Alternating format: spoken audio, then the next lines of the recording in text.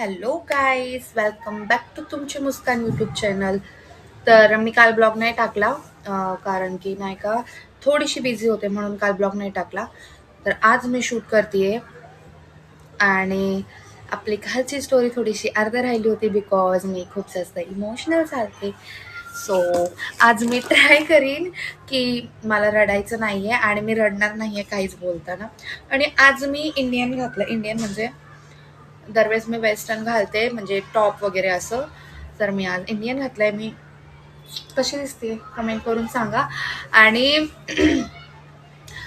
कालच्या एका ब्लॉगमुळे खूप लोकांची जळली आहे आणि त्यांना सगळ्यांना मला एक गोष्ट सांगायची आहे. हॅलो, एक्सक्यूज मी मी कोणाचेच नाव घेत नाहीये आणि मला इंटरेस्ट सुद्धा नाहीये की मी तुमची नावं माझ्या ब्लॉगमध्ये घ्यावं. सो प्लीज माझ्या लाईफमध्ये इंटरफेअर करू नका. मी हात जोडून तुम्हाला विनंती करते की माझ्या लाईफमध्ये इंटरफेअर करू नका. आता मी मूव्ह ऑन केलेला आहे, मी माझी न्यू जर्नी स्टार्ट केलेली आहे, मी नव्याने माझं आयुष्य जगायचा प्रयत्न करते. सो प्लीज माझी तुम्हाला रिक्वेस्ट आहे की आतापर्यंत जे काय झालं, जे काय घडलं ते खूप होतं. आता मला माझ्या पद्धतीने जगू द्या, मला खरंच जगू द्या. ही माझी तुमच्याकडनं शेवटची काय म्हणतात लास्ट विश असन की तुम्ही मला माझ्या हालवर सोडून द्या. वाईट चांगलं जे घडन ते माझ्यासोबत घडन, तर तुम्ही त्या गोष्टीचं टेन्शन घेऊ नका. प्लीज मला माझ्या पद्धतीने जगू द्या आणि माझ्या लाईफमध्ये खरंच इंटरफेअर करू नका. मी कोणाचंही नावं घेत नाहीये माझ्या ब्लॉगमध्ये. मी फक्त माझ्याबद्दल आणि माझ्या आजीबद्दल किंवा माझ्या काही चांगल्या मेमरीज असतील, वाईट मेमरीज असतील, मी ते शेअर करते माझ्या ऑडियन्स सोबत, माझ्या युट्यूब फॅमिली सोबत. तर तुम्ही प्लीज इंटरफेअर करू नका. आणि मी आज संध्याकाळी शूट करते म्हणून व्हिडिओ एवढा क्लिअर नसन. आणि तुम्हाला माहिती असेल की आयफोनला नाही का, एकच मिनिट, आयफोनला लाईट खूप लागते तेव्हा व्हिडिओ क्लिअर येतात. आणि माझ्याकडे अजून रिंग लाईट वगैरे मी काय घेतलं नाही. आता मी हळूहळू अख्खा सेटअप घेईन. सो आपण येऊया कालच्या ब्लॉगच्या मुद्द्यावर. मी काल बोलले होते की ती एक गोष्ट आजीची जी मी पूर्ण नाही करू शकले.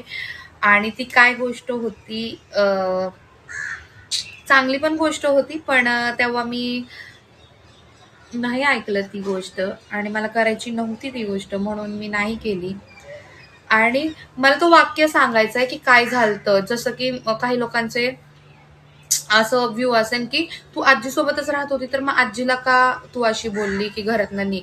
तर मी आजीसोबत भांडणं झालती म्हणून मम्मीकडे गेलते आणि आजी आलती मम्मीकडे मला बोलवायला. तर मी रागाने अशी बोलली होती तिला दारात की तू निकल यहाँ से, मेरे को तेरा मुंह नहीं देखने का, असं तसं.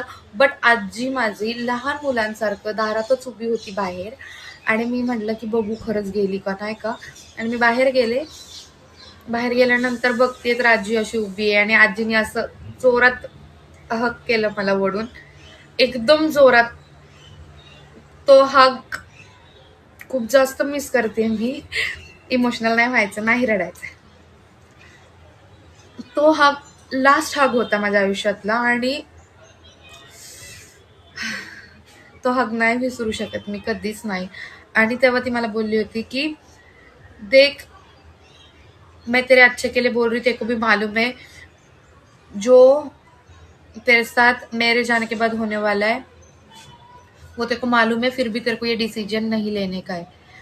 तेव्हा माझं असं होतं की लाईक यार माझं वयच नाहीये, मी का घेऊ ते डिसिजन, काय ऍग्री होऊ मी तुझ्या शब्दात. आणि तो डिसिजन होता, एक मुलगा आहे आणि एक मुलगा आहे ज्याच्यासोबत माझी आजी माझं लग्न लावून देणार होती. आमच्याच कास्टचा होता लोक मुलगा. आणि मुलगा खूप मस्त आणि छान आहे. त्या मुलाबद्दल मला सुद्धा फिलिंग्स होत्या त्यावेळेस, नाही नव्हत्या असे नाही की मला पण फिलिंग्स होत्या, माझी पण इच्छा होती. बट तो टाइम पिरियड नव्हता की मी त्याच्यासोबत लग्न करावं, संसार करावं किंवा जे काय असेल. खरंच माझा तो वय नव्हता तेव्हा. मी असन 17-18 वर्षाची आणि ती गोष्ट मला करायची नव्हती त्यावेळेस. आणि मला शिकायचं होतं, माझे खूप सारे ड्रीम्स होते. आणि तुम्हाला माहिती आहे की आमच्या कास्टमध्ये, म्हणजे मी मॉमेडियन कास्टची आहे हे तुम्हाला माहिती आहे. सो हमारे कास्ट में ऐसा है कि लड़कियां को बहुत ज़्यादा फ्रीली नहीं रखा जाता. बट माझ्या फॅमिलीने कधी मला रिस्ट्रिक्शनमध्ये नाही ठेवलं. माझे ड्रीम्स खूप मोठे मोठे आहेत. आहेत, होते, राहणार. आणि तर तेव्हा माझं असं होतं की लाइक नहीं नानी मैं नहीं कर सकती बिकॉज मेरे को शूटिंग लाइन में काम करना है. अँड माझे मॉडेल शूट्स वगैरे चालू होते आणि ह्या सगळ्या गोष्टी होत्या. आणि मी लग्न केलं असतं तर मी चूल-मूल आणि काय म्हणतात ते घर ह्याच्यातच गुंतून गेले असते, जे मला करायचं नव्हतं. त्याच्यामुळे मी लग्नाचा डिसिजन टाळत होते. बट ते आजीला कळत नव्हतं मी का टाळते. आजी आजीच्या जागेवर बरोबर होती. मे बी तिला कळलं असेल की मे बी ती लांब जाणार आहे, काही इंट्युशन्स असतील तिच्याकडे. बट तो 1 महिना ती मला खूप जास्त फोर्स करत होती की तू बेटा लग्न कर, लग्न कर, लग्न कर, लग्न कर. आणि तेव्हा माझं असं होतं की नाही, हा वयस अरे 17-18 वय असतं का लग्न करायचं? नाही करायचंय मला. नाही, मी नाही करू शकत. माझे ड्रीम्स वेगळे आहेत. मला हिरोईन व्हायचंय. मेरे को हीरोइन बनना है, एक्टर बनना है. मेरे मूवी के शूट चालू है, सब कुछ चालू है. आणि ह्या गोष्टींमुळे मी तिची इच्छा नाही पूर्ण करू शकले. पण तिचे बोललेले प्रत्येक शब्द अजूनही मला आठवत आहेत की तू रडशील, पस्तवशील आणि माझी आठवण काढशील तेव्हा मी नसन. आणि ही गोष्ट खरी आहे. जेव्हा पण मी अशा सिच्युएशन मध्ये येते आणि मला तिची खूप जास्त आणि जेव्हा पण मी प्रॉब्लेम मध्ये असते ना, तर आपल्या तोंडामध्ये एक आईचं नाव येतं, त्याच्यानंतर कोणतरी स्पेशल व्यक्ती असतं त्याचं. तर पहिले माझ्या डोक्यात माझी आजी येते. बिकॉज आईपेक्षा जास्त प्रेम तिने दिलेलं आहे मला. आणि खूप केलेलं आहे तिने माझ्यासाठी. खूप म्हणजे खूप जास्त केलेलं आहे. त्याच्यामुळे मी तिला नाही विसरू शकत. आजही मी कधी कुठल्या प्रॉब्लेममध्ये असले किंवा थकून घरी आले तर मला तिची कमी भासते. कारण ती अशी व्यक्ती होती ना, मी न सांगता सगळ्या गोष्टी मला देत होती. प्रेम असो किंवा पॅम्पर करणं असन किंवा मोटिवेट करणं असन, मला सगळ्याच गोष्टी मला तिच्याकडनं भेटत होत्या न मागता. आणि आमची जर्नी खूप मस्त होती, खूप भारी होतो आम्ही. आजी आणि मी तिची नाते ह्या रिलेशनमध्ये कधीच नाही राहिलो. We are amazing with each other. म्हणजे नाही का, मी नाही मला म्हणजे काही सुधरत नाही, शब्द नाही मला तिच्याबद्दल बोलण्यासाठी. आणि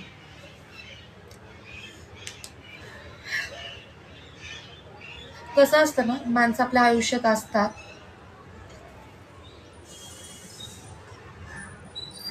तेव्हा आपण अजिबात किंमत करत नाही त्या व्यक्तीची. आणि जेव्हा ती माणूस आपल्या आयुष्यातनं निघून जातो तेव्हा आपल्याला त्या माणसाची किंमत कळते, भासते, जाणवते.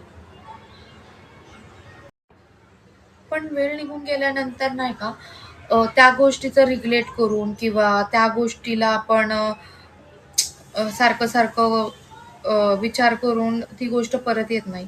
काही माणसांना ही गोष्ट कळत नाही आणि आपण एखाद्या व्यक्तीला जर सहज म्हणजे इझिली भेटून जातो ना, तर त्या व्यक्तीला आपली किंमत राहत नाही. तसं माझं होतं. त्या टाइम पिरियडमध्ये मी माझ्याही इगोमध्ये होते की लाईक हा मेरे ड्रीम्स आहे. आणि नुकताच मला तेव्हा मूव्ही भेटली होती बॉलिवूडची एक, आणि त्या मूव्हीमध्ये मी काम करत होते.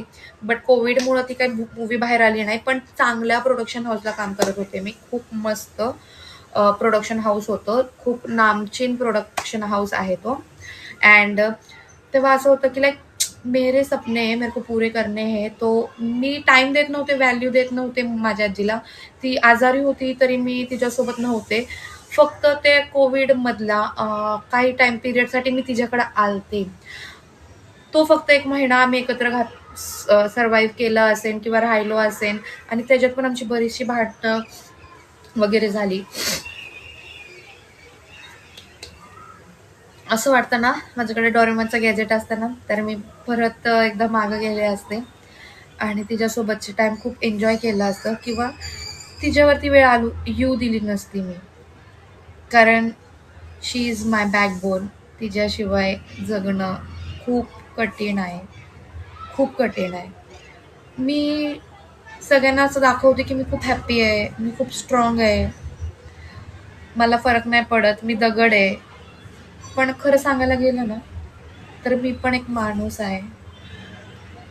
मलाही त्रास होतो, मलाही फीलिंग्स आहेत. फक्त मी एक्सप्रेस करत नाही. कारण एक्सप्रेस केल्यानंतर त्या गोष्टीचा लोकं फायदा उचलतात आणि ती गोष्ट माझ्यासोबत घडली आहे. सो ठीक आहे, काही गोष्टी घडतात चांगल्यासाठी घडतात. आणि हा मी हजार हजार वेळा नाही, मी खूपदा माझ्या ब्लॉगमध्ये सांगितलेलं आहे, ज्या गोष्टी आपल्या समोर येतात ते काहीतरी अनुभव देण्यासाठी असतात किंवा एखादा नवीन लेसन देण्यासाठी असतं. आणि मी हे नेगेटिव्हली नाही घेत. माझ्या आयुष्यात बरेच काही गोष्टी घडल्यात, बरेच काही. जर मी माझ्या रिअल लाईफबद्दल स्टोरी सांगितली ना, तर रडतान तुम्ही, रडतान. आणि म्हणतात, "भाई तू कशी काय जगतीये, अजून कसं काय सर्व्हाइव्ह करतीये?" एवढ्या गोष्टी माझ्यासोबत घडल्यात आणि ते पण न कळत्या वयापासनं. म्हणजे मेरी उमर ही क्या थी की वो दिन मैं देखूं. ते पण दिवस मी बघितलेत त्या वयात, ज्या वयात मला नव्हतं बघायचं. जो वय माझा खेळण्याचा होता, जो वय माझा एन्जॉय करण्याचा होता, त्या वयापासून मी त्रास बघितलेला आहे.